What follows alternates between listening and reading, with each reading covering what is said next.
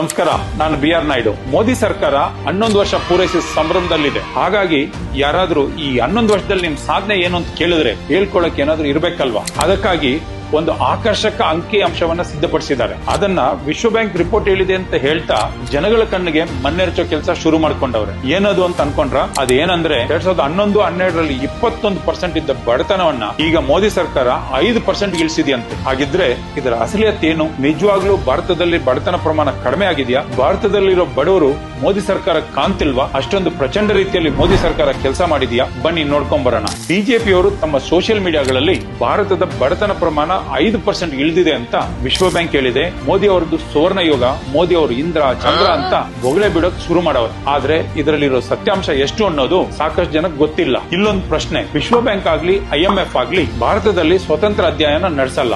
ಬದಲಿಗೆ ಅವರು ಭಾರತ ಸರ್ಕಾರನೇ ಕೊಟ್ಟ ಅಂಕಿಅಂಶಗಳನ್ನೇ ಬಳಸ್ತಾರೆ. ಅಂದ್ರೆ ಈ ಬಡತನದ ಇಳಿಕೆ ಸರ್ಕಾರ ಕೊಟ್ಟಿರೋ ಅಂಕಿಅಂಶಗಳ ಆಧಾರದ ಮೇಲೆನೆ ಇದೆ. ಅಂದ್ಮೇಲೆ ಇದು ವಿಶ್ವ ಬ್ಯಾಂಕ್ ರಿಪೋರ್ಟ್ ಅಲ್ಲ, ಇದು ಮೋದಿ ಅವರ ರಿಪೋರ್ಟ್ ಅನ್ನೋದು ಖಾತ್ರಿ ಆಯ್ತಲ್ಲ. ಬಡತನ ನಿಜವಾಗ್ಲೂ ಕಡಿಮೆ ಆಗ್ಬೇಕಿದ್ರೆ ದೇಶದ GDP ಕನಿಷ್ಠ 11% ಬೆಳಿಬೇಕು. ಆದ್ರೆ 2015ರಿಂದ ನಮ್ GDP ಕುಸಿತಾನೆ ಇದೆ. ಕೋವಿಡ್ ನಂತರ ಚೇತರಿಕೆ ಕಂಡಿದ್ರು ಇಂದಿನ ಕಾಂಗ್ರೆಸ್ ಸರ್ಕಾರದ ಮಟ್ಟಕ್ಕೆ ಬಂದಿಲ್ಲ. ಇನ್ನು ಉದ್ಯೋಗ ಅಂತೂ ಬಿಜೆಪಿ ಅವರು ಹೇಳಿದಾಗ ವರ್ಷಕ್ಕೆ 2 ಕೋಟಿ ಆಗ್ಲಿ ನಾವ್ ಅನ್ಕೊಂಡಂಗಾಗ್ಲಿ ಸೃಷ್ಟಿ ಆಗ್ತಿಲ್ಲ. ನಿರುದ್ಯೋಗ ಅಂತೂ ಹಿಂದೆಂದೂ ಇಲ್ದಷ್ಟು ಹೆಚ್ಚಾಗಿದೆ. ಹಸಿವಿನ ಸೂಚಕದಲ್ಲಂತೂ ಭಾರತದ ಸ್ಥಾನ 2011ರಲ್ಲಿ 67ನೇ ಸ್ಥಾನದಲ್ಲಿ ಇದ್ದಿದ್ದು ಈಗ 111ನೇ ಸ್ಥಾನ ಕುಸಿದಿದೆ. ಹೀಗಿರ್ಬೇಕಾದ್ರೆ ಆದಾಯ ಇಲ್ದಿದ್ರು ಬಡತನ ಕಡಿಮೆ ಆಗಿದೆ ಅಂದ್ರೆ ಅದು ಹೇಗ್ ಸಾಧ್ಯ?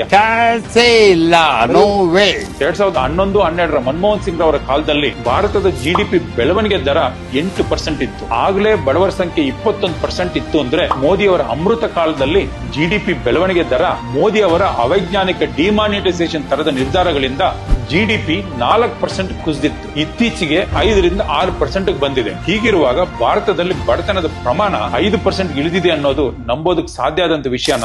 ಇಂಥ ಮನೇಲಿದ್ದಾರೆ, ಒಂದ್ ಕಡೆ ಲಕ್ಷ್ಮಿ ಇದ್ದಾಳೆ, ಮತ್ತೊಂದು ಕಡೆ ಮೋದಿ ಇದ್ದಾರೆ. ಅವ್ರ ಸ್ಥಿತಿನ ಇಬ್ರು ಕೂಡ ನೋಡ್ಕೊಂಡು ಕ್ಲಿಯರ್ ಮಾಡ್ಬೇಕನ್ನೋ ಗೊತ್ತಿಲ್ಲ. ಬಡತನದ ಪ್ರಮಾಣ ಕುಸಿದಿರೋದೇ ಆದ್ರೆ ಮನಮೋಹನ್ ಸಿಂಗ್ ಅವರು ತಂದ ಆಹಾರ ಭದ್ರತಾ ಕಾಯ್ದೆ ಅಡಿಯಲ್ಲಿ 80 ಕೋಟಿ ಜನರಿಗೆ ಉಚಿತ ರೇಷನ್ ನೀಡುತ್ತಿರೋದು ಬಡವರಿಗಲ್ವಾ? ಭಾರತದಲ್ಲಿ 80ರ ದಶಕದಲ್ಲಿ ಬಡತನದ ಪ್ರಮಾಣ 56% ಇತ್ತು. 1992ರ ಕಾಂಗ್ರೆಸ್ ಸರ್ಕಾರದಲ್ಲಿ ಅದು 40% ಇಳಿದಿತ್ತು. ಇನ್ನು 2011ರ ಮನಮೋಹನ್ ಸಿಂಗ್ ರವರ ಕಾಂಗ್ರೆಸ್ ಸರ್ಕಾರದ ಕಾಲದಲ್ಲಿ ಅದು ಅರ್ಧದಷ್ಟು ಕಡಿಮೆ ಆಗಿ 20% ಇಳಿದಿತ್ತು. ಹೀಗೆ ಭಾರತದಲ್ಲಿ ಬಡತನದ ಪ್ರಮಾಣ ಕುಗ್ಗೋಕೆ ಮುಖ್ಯ ಕಾರಣ ನೆಹರೂರವರ ಪಂಚವಾರ್ಷಿಕ ಯೋಜನೆಗಳು, ಇಂದಿರಾ ಗಾಂಧಿ ಅವರ ಗರೀಬಿ ಹಠಾವು, ರಾಜೀವ್ ಗಾಂಧಿ ಅವರ ITBT ಕ್ರಾಂತಿ, PV ನರಸಿಂಹರಾವ್ ಅವರ ಜಾಗತೀಕರಣ ಉದಾರೀಕರಣ ನೀತಿ, ಮನಮೋಹನ್ ಸಿಂಗ್ ರವರ ಆಹಾರ ಭದ್ರತಾ ಕಾಯ್ದೆ, ರೈಟ್ ಟು ಎಜುಕೇಶನ್, ಮನ್ರೇಗಾ ಮುಂತಾದ ಕಾರ್ಯಕ್ರಮಗಳು. ಬಡವರ ಪರವಾದ ಇಂಥದ್ದು ಒಂದೇ ಒಂದು ಕಾರ್ಯಕ್ರಮ ಮೋದಿ ಅವರು ರೂಪಿಸಿದಾರ? ಒಂದೇ ಒಂದು ಉದಾಹರಣೆ ಅಂಧಭಕ್ತರಿಂದ ತೋರಿಸಲಿಕ್ಕೆ ಸಾಧ್ಯನಾ?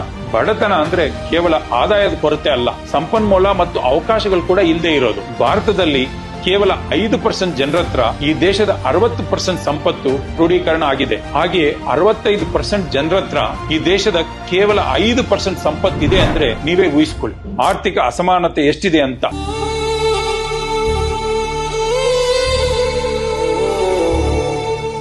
ಇವರ ಬೆಲೆ ಏರಿಕೆಯಿಂದ ಸಿಲಿಂಡರ್ ತಗೊಳಕ್ ಆಗದಿದ್ರೂ ಪರವಾಗಿಲ್ಲ, ಗ್ಯಾಸ್ ಕನೆಕ್ಷನ್ ಇದ್ರೆ ಸಾಕು ಅವ್ರು ಬಡವರಲ್ವಂತೆ, ಶಾಲೆಗೆ ದಾಖಲಾಗಿದ್ರೆ ಸಾಕು ಅವ್ರು ಬಡವರಲ್ವಂತೆ. ಬಡವರು ಓದಬಾರದು, ಶಿಕ್ಷಣ ಅನ್ನೋದು ಬಡವರ ಪಾಲಿಗೆ ಮರೀಚಿಕೆ ಆಗ್ಬೇಕು. ಹಿಂದಿನ ಸರ್ಕಾರಗಳು ಶಿಕ್ಷಣಕ್ಕೆ ಒತ್ತು ಕೊಟ್ರೆ ಮೋದಿ ಸರ್ಕಾರ ಬಡತನ ನಿರ್ಮೂಲನೆ ಹೆಸರಲ್ಲಿ ಭಾವನಾತ್ಮಕವಾಗಿ ಬಡವರಿಂದ ಶಿಕ್ಷಣ ಕಸಿದುಕೊಳ್ಳೋ ಹುನ್ನಾರ ನಡೆಸುತ್ತಿದೆ. 2017-18 ಗೃಹ ಬಳಕೆ ವೆಚ್ಚ ಸಮೀಕ್ಷೆ ಪ್ರಕಾರ ಗ್ರಾಮೀಣ ಜನರ ಆಹಾರ ವೆಚ್ಚ ಕುಸಿದಿದೆ. ಆದ್ರೆ ಅದನ್ನು ಮುಚ್ಚಾಕಿ 2022-23ರ ಹೊಸ ಸಮೀಕ್ಷೆಗೆ ಮಾನದಂಡಗಳನ್ನೇ ಬದಲಾಯಿಸಿಬಿಟ್ಟಿದ್ದಾರೆ ಇವರು. ಬಿಹಾರಿನ 40% ಪರಿಶಿಷ್ಟ ಜಾತಿ OBCಗಳಿಗೆ ತಿಂಗಳಿಗೆ 6,000 ರೂಪಾಯಿ ಆದಾಯ ಇಲ್ಲ. ಇನ್ನು ಉತ್ತರ ಪ್ರದೇಶದಲ್ಲಿ ಸುಮಾರು 15 ಕೋಟಿ ಜನರ ತಿಂಗಳ ಆದಾಯ 10,000 ರೂಪಾಯಿ ಒಳಗೆ. ಸತ್ಯ ಹೀಗಿರಬೇಕಾದ್ರೆ ಬಡತನವನ್ನೇ ನಿರ್ಮೂಲನೆ ಮಾಡಿದ್ವಿ ಅನ್ನೋ ಮೋದಿ ಸರ್ಕಾರದ ಸುಳ್ಳಿಗೆ ಏನ್ ಹೇಳ್ಬೇಕು?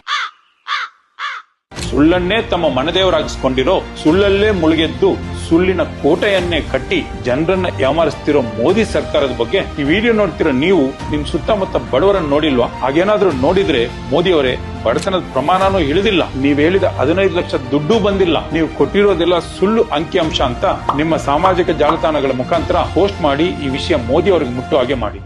ಧನ್ಯವಾದಗಳು. ಸುಳ್ಳು ಈ ಭೂಮಿ ಮ್ಯಾಲೆ ಎಲ್ಲ ಸುಳ್ಳು.